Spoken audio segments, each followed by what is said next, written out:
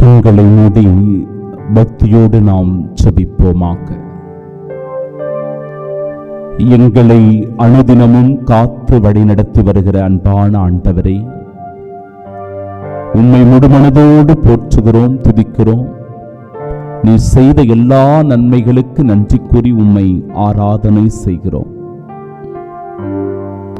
தொற்று நோய்களினுடைய பாதுகாவலரான புனித செபஸ்தியாரை நினைவு கூறுகிற இந்த நாளில் புனித செபஸ்தியாரின் பரிந்துரையை கேட்டு எங்களிடையே தொற்று நோய்கள் பரவாமல் இருக்க ஆண்டவரே, இந்த புனிதரின் வழியாக நீர் எங்களுக்கு நன்மை செய்கின்றீர், எங்களை பாதுகாக்கின்றீர்.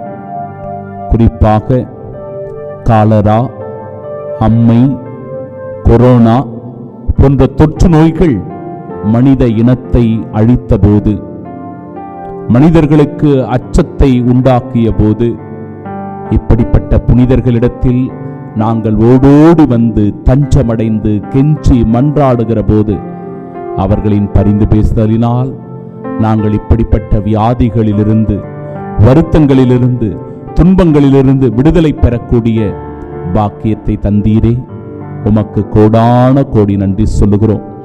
தொடர்ந்து இந்த புனிதருடைய பரிந்து பேசுதலினால் நாங்களும் எங்கள் குடும்பமும் சமூகமும் என்றென்றும் பாதுகாப்பாய் வாழ இப்புனிதரின் வழியாக உம் அருளுக்காக வேண்டி மன்றாடி ஜெபிக்கின்றோம். ஆமென்.